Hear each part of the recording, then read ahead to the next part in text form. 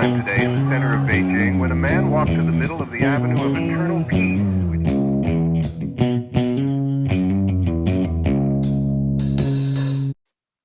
Well, all right. Welcome back to the Survival and Basic Badass podcast, Kevin and Chuck. Today, we're going to talk about 7 ways to make your house into more of a homestead. Springtime's coming up. People are starting to make plans. I know it's a little early for you Mhm. Yankees, but the rest of the world in the normal time, normal zones, whatever, uh, are Mhm. Normal thinking areas? about Well, springtime. yeah, I mean, up here it's still a little cold. We're getting, below freezing every night still. I saw a bee out the other day, but I mean, that's bad as spring as it's gotten. Nothing's really blooming yet or anything. Yep. I just ripped open some boards and some carpenter bees came out at me, and I'm like, but Those anyway, yeah. bastards. So that's it. I was thinking, people are thinking about what projects and what things, and I've actually been starting some good projects and getting things going. So I Yeah. thought it would be good to, to talk about some ideas you guys might want to step up your game.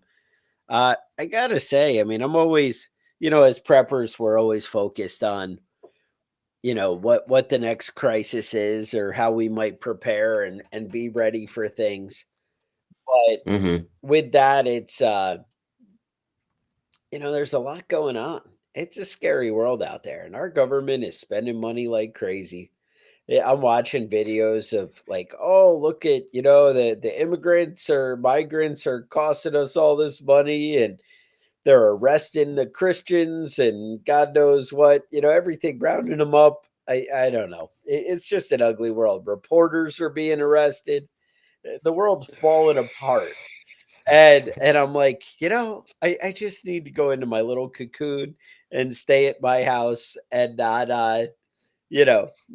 not be exposed to any of this. I need to just find a way to take care of my own. The Mhm. upside is they Yeah. probably won't be able to find my house when they come for me, but that's the thing is I won't be able to go to the grocery store because if I leave, they're gonna be like, "That's where he is.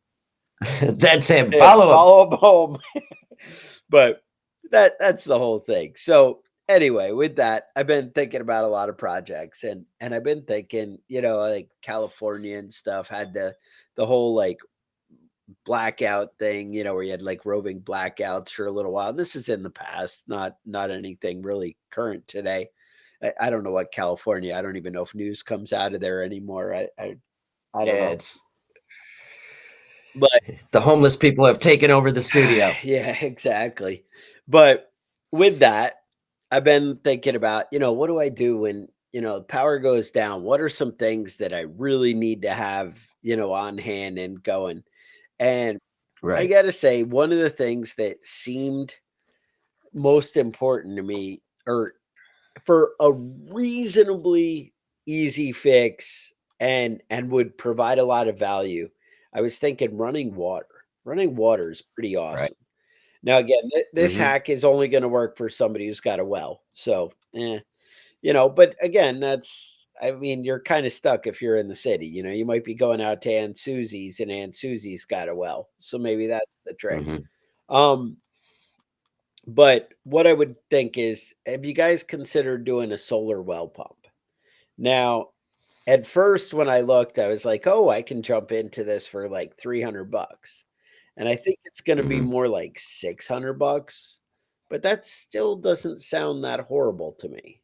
600 bucks Mhm. sounds like a good prep. So let me, I got um some ideas going and I've actually like jumped into this. I have some stuff going on at my house, but basically in your regular well casing, they sell, submersible 12-volt well pumps.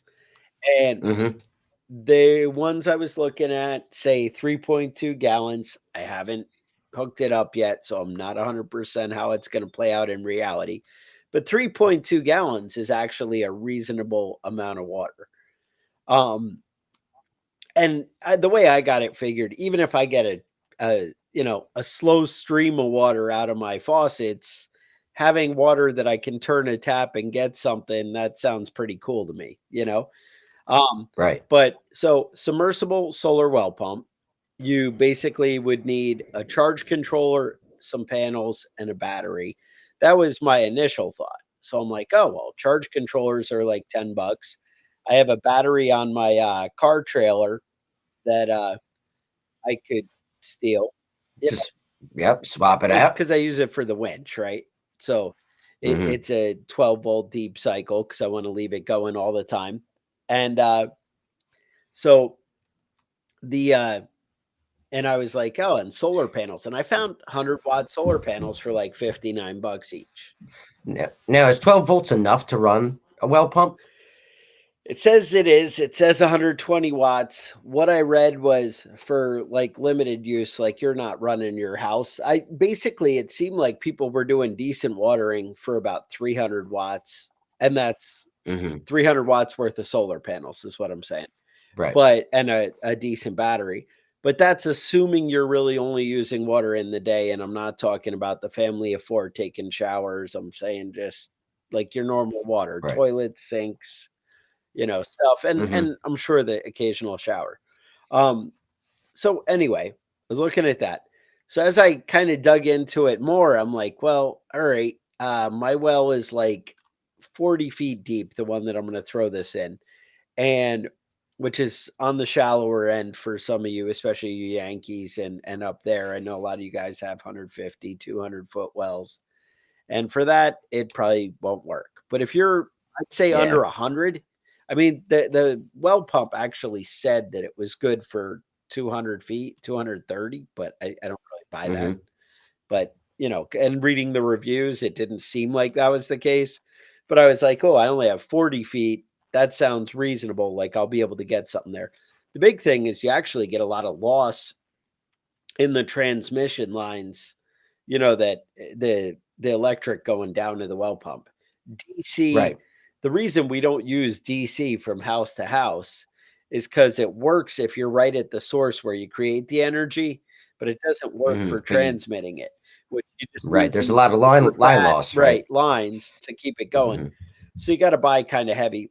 So I looked at that. I was like, oh, I got to buy some beefy, lines to run it.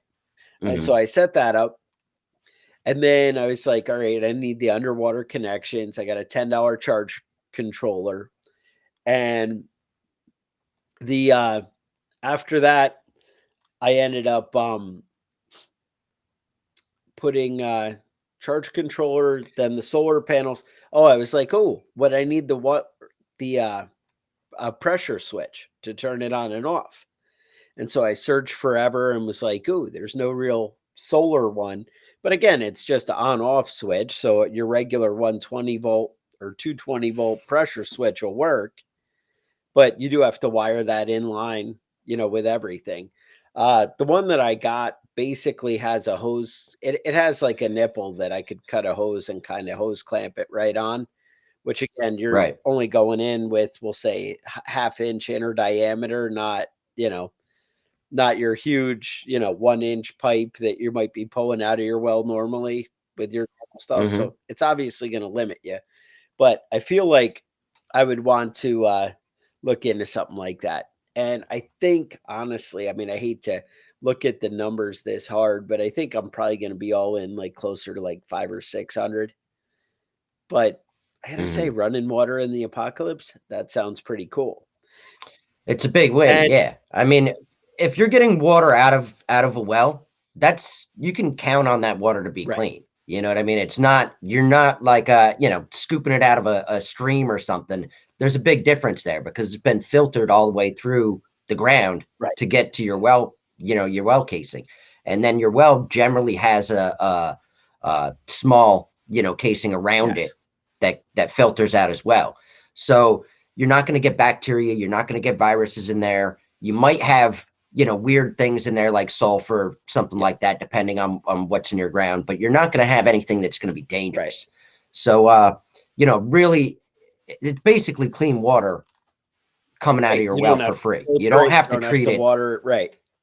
Some tips that I did get from guys at work when I was talking, and they sounded reasonable to me was, oh, well, because I have like an old they call it a surface well, but it's basically Mhm. apparently here we call a surface well is if you have something that's like 3 foot wide and like a big cap, like you think the old well Uh-huh. house with the little Right. cover, that's a With the surface bucket well, and right? whatnot. In my mind, Yeah. it also meant a shallow well, like 25 feet or less, and that's not really the Mhm. case in my situation. Um, Right. so anyway, it hadn't been used in a long time, and what people told me was, you know what, try and drain it down. Like, don't like drain it down, but run, a couple 100 gallons out of it, let it kind of Mhm. refill, then add some bleach, let it sit for a while. I don't know. What would you think? Like a half gallon of bleach? Because I mean, we're not talking about using it now. We're talking about, Right. you know, setting Yeah, I it up. mean, less than a half Yeah. gallon even, you know? You don't have to go crazy with it. It'll be fine. And It'll be fine. You just put a little bit of something like, in yeah, there and then they and said, it'll clean it and flush it out, right. you know what I Oh, mean? Don't drink the yeah, bleach right, water, right. No, right? that's what they said. They were like, "Oh, put in the bleach, let it sit for a day or 2, and then dump Mhm. that out." Like, kinda run it out Yeah. for a little bit, and then Yeah, I mean, really what you need is about 30 minutes of contact time, but letting it sit for a day isn't gonna hurt well, anything, you what know? I was Letting it thinking sit for is 2 if days I isn't do gonna hurt that way anything. I'm not dumping bleach water all over my grass or whatever. Right, exactly. Let it run its Right, course, you know? it'll dry out because bleach doesn't really hold, on its own. Mhm. Um, Right. so anyway, just a thought. All right, I know I gave a lot of attention to that, but that's my big project of the month, and it's just kinda like Yeah. we never have time to talk about little things, and these things don't warrant, like, a full episode, so I always feel, Mm. like, bad, like, "Hey, let's" but I don't wanna neglect big things that you should be doing that like, to me, this is a big win. Now, obviously, it's kind of a significant chunk of change, but it also would be a significant win and time saver if you didn't have to worry about water, when things come up. So that's kind of where I went with that. Let's what else you got? Well Yeah. I mean, when we're talking about, water, I mean, water is like the big thing, you know what I mean? Water is necessary. Um, so let's talk about rain catchment. Yeah. Way to Um, go. Yep. Now I know like a lot of people blow their fucking tops when you talk about like rain barrels and shit. Oh, well, it's illegal In and Colorado, it's illegal here and the there, one and state. it's not really illegal. It's not really illegal. It's illegal for like, a big industrial place or a commercial space to do it. But like on your house, nobody really gives a shit. It's illegal in California, Well, but if you do it at your house in California, it's not illegal. and but what isn't illegal in California? That's right. What? That's right. And it's illegal in Colorado, but nobody's actually. It's not like a law that people, and it's not illegal in most places. Like most reasonable That's places, it's not I was illegal. watching Nobody's going to come after you for I having was a rain watching the barrel. You video know. last night, and this guy's like, "Well, in Tennessee, the state doesn't mandate building codes, so your county can, but if you find the right Right. county, you can not have any building codes." Well, somehow this guy researched the hell out of stuff because he's an idiot. Like that's the way I took it. I don't know. Hmm. And like, cause so he went to the building department and was like, "Hey, look, I'm gonna put these crappy structures. Do I need anything? Am I gonna have any problems?" Nope, no problems. Go ahead. So he ordered one of these bring in a house from whatever. Uh huh. And he brought that in, it's one of these like sheds like you get from Home Depot or whatever Right. that you know what I mean. And of course this one's like Amish built or whatever. And so it doesn't have any like lumber stamps saying that they meet like building codes. You know what I'm Right. saying? Like Uh to huh. me, I always thought the building inspectors were cool, but it could be more strict now. But like a 2x6 is a 2x6, but maybe it's not, right? I don't know. So Hmm. anyway, whatever. Bottom line was in Tennessee, there is actually a law because he brought it up and was putting it on the screen in his video and stuff that says if you have a movable structure kind of thing, like you bring in a house, then Hmm. it has to meet building codes. But if you build Oh, so you can build your own that's what I'm shitty saying, place. right? It was like, oh, Right. you can build something out of pallets and you're good. But if you bring in one, no. And so he's calling the building department, is this true? And they're like, no, we don't think so. And then he calls the state and they're like, yeah, you are showing me something here. We looked at it. You're right. That is a thing. But if he had built the identical structure, it would have been fine. It would have been And fine. I'm thinking, Right. well, I'm going to modify it a tiny bit. And then I built it because that's what they're doing with beef, right?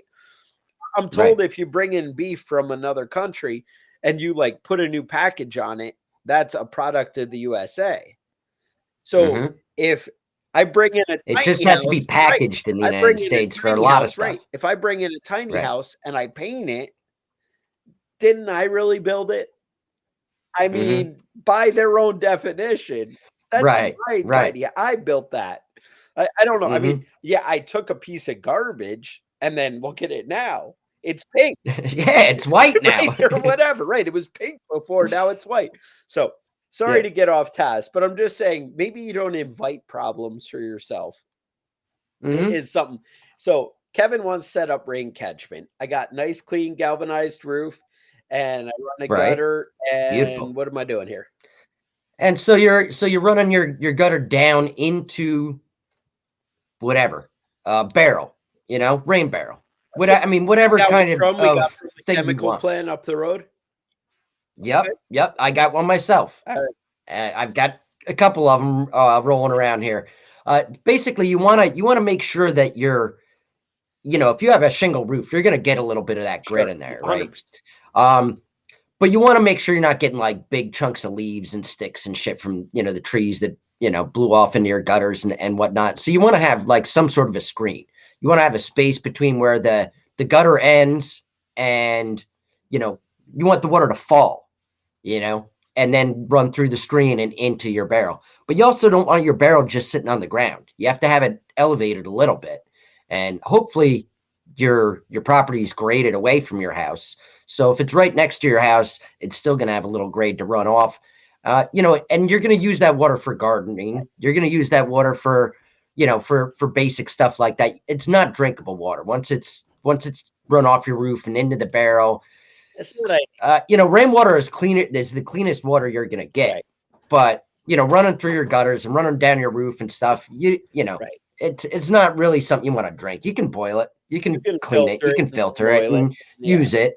But I mean, it's basically for keeping your garden good. And toilet Um, flushing.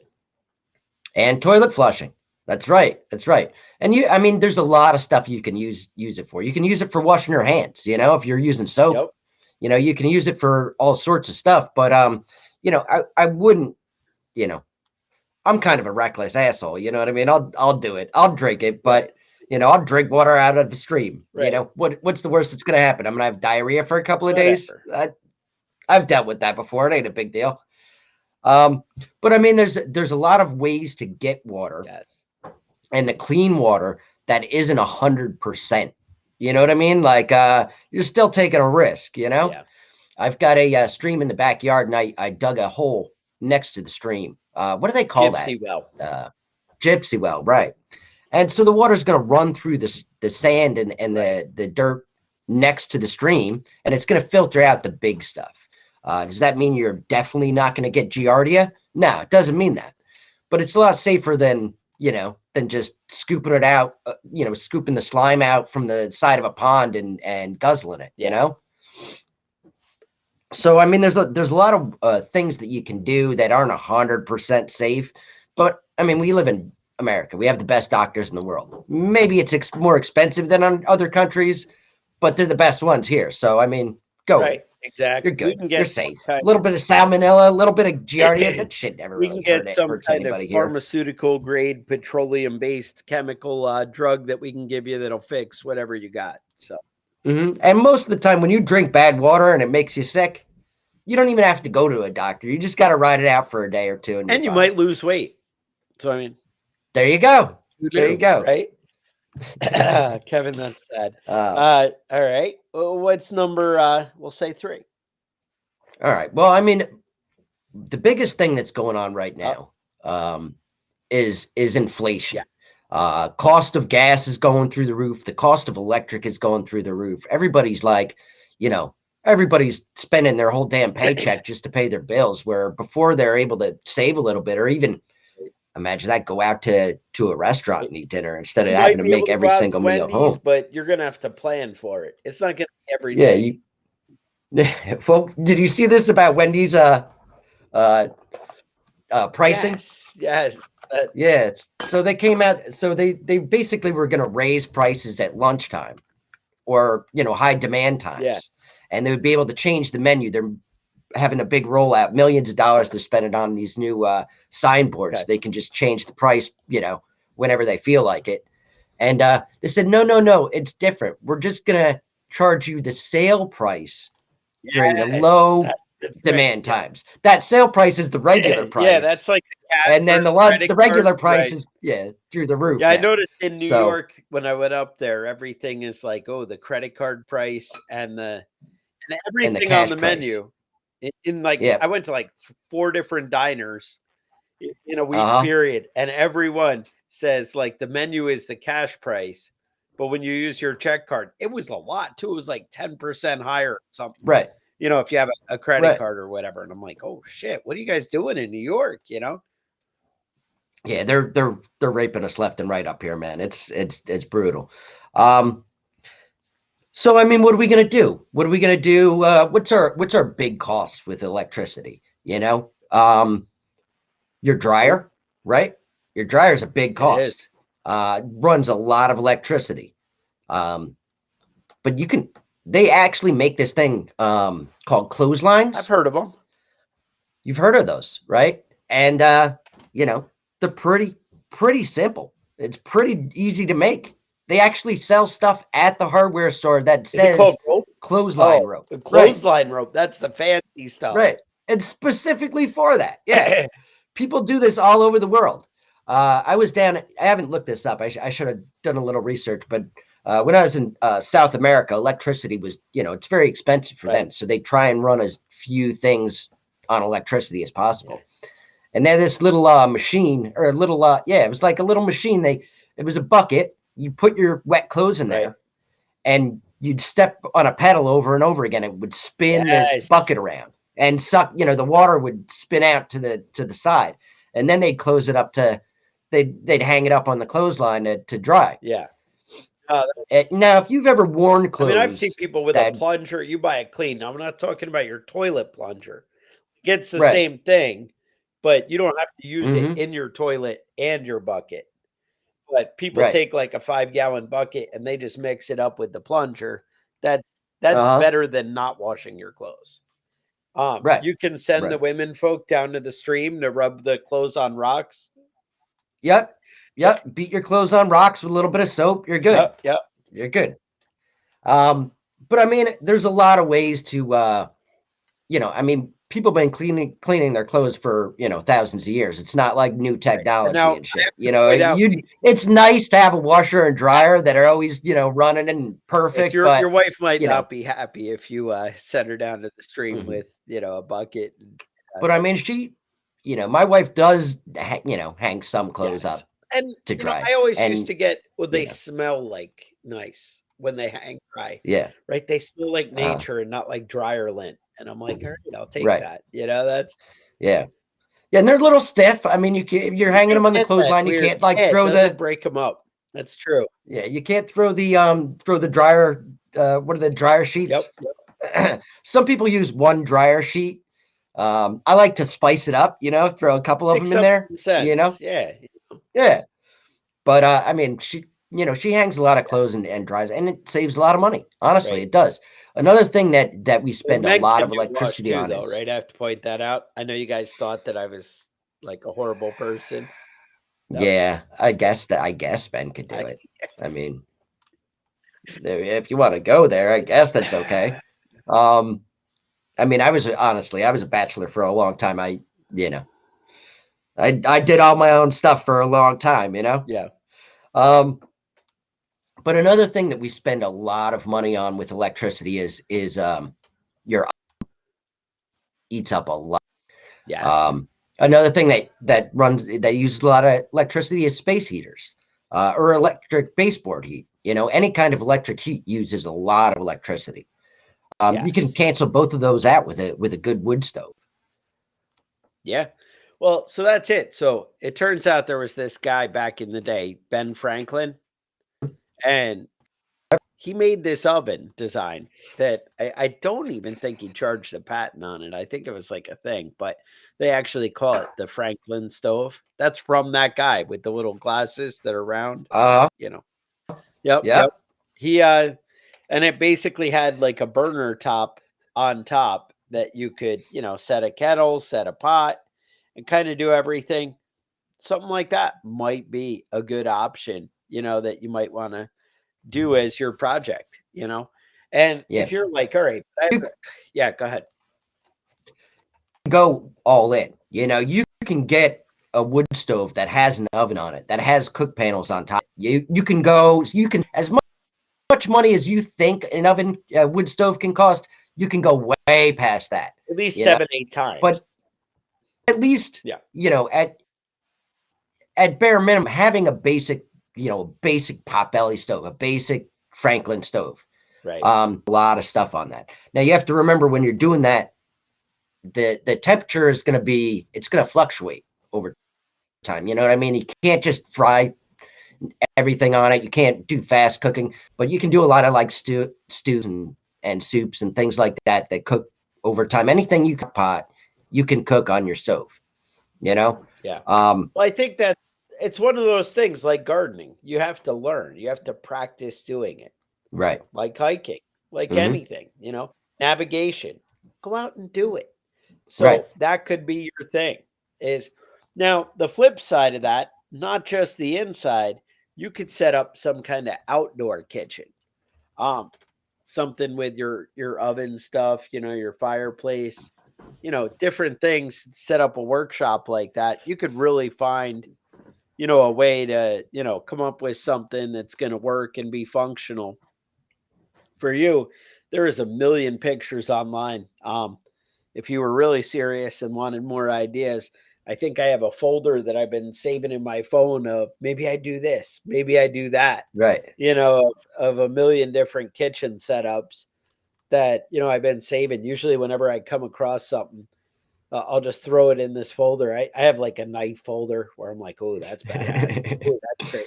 And I just throw all these knives and I'm like, when I have time to sit down and do knife making, then I'm gonna, go in and recreate some of these designs or whatever. But Right. that's what you do is you just keep getting better. But springtime is a time to set up some projects and do some good stuff.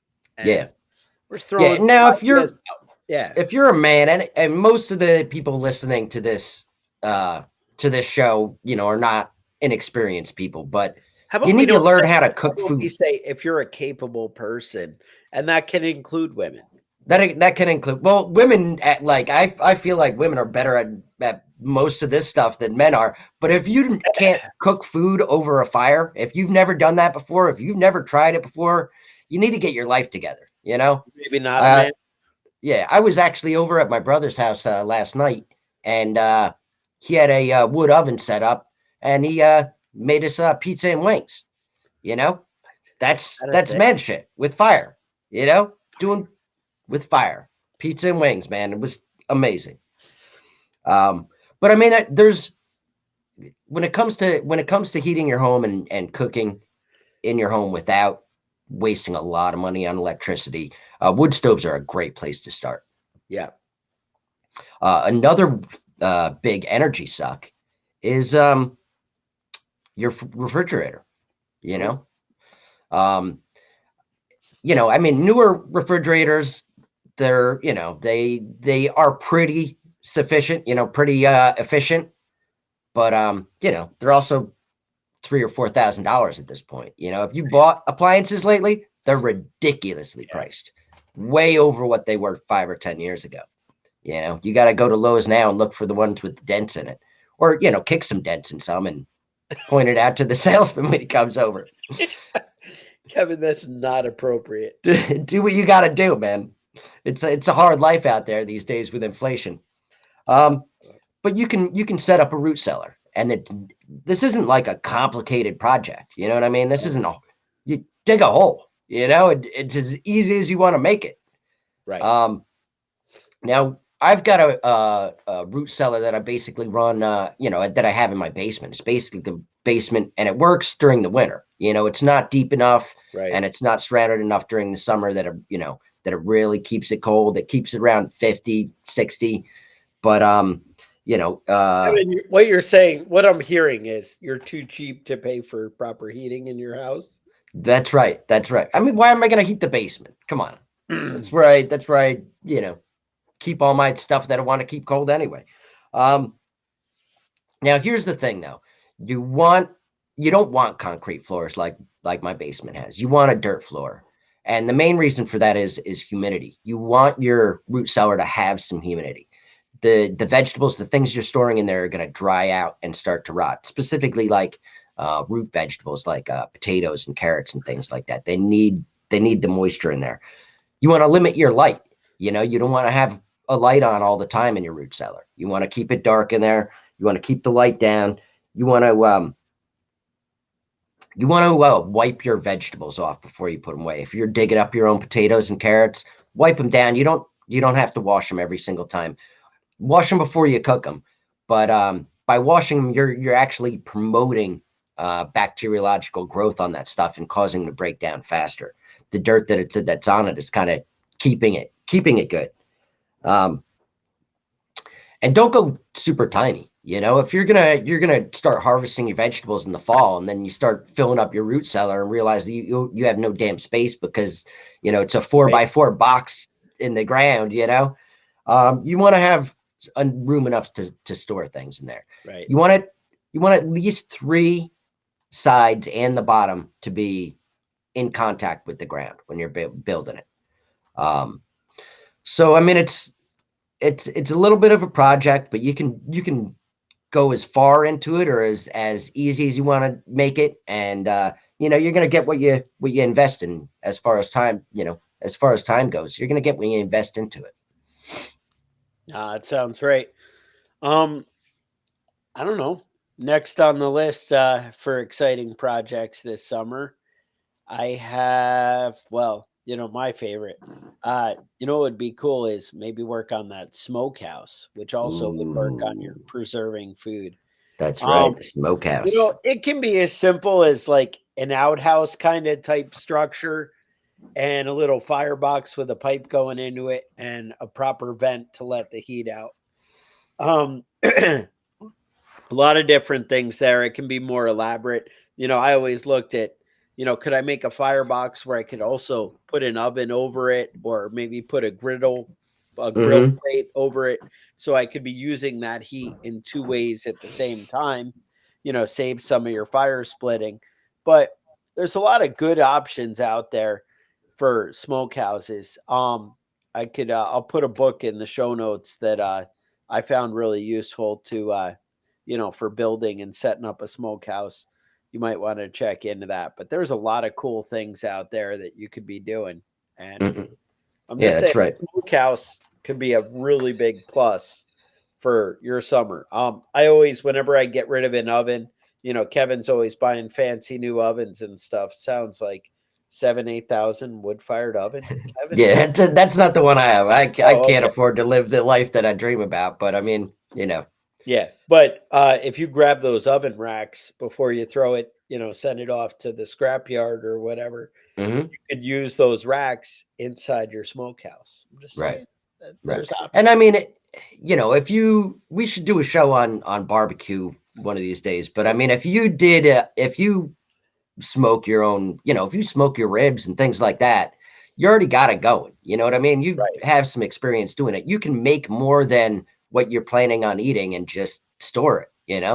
So- You can smoke all sorts of stuff in there. But I You find want when I make more, I just eat more. to, yeah. Well, I mean, what are you gonna do? Those Right. ribs. It's I'm the hard to stop with the ribs.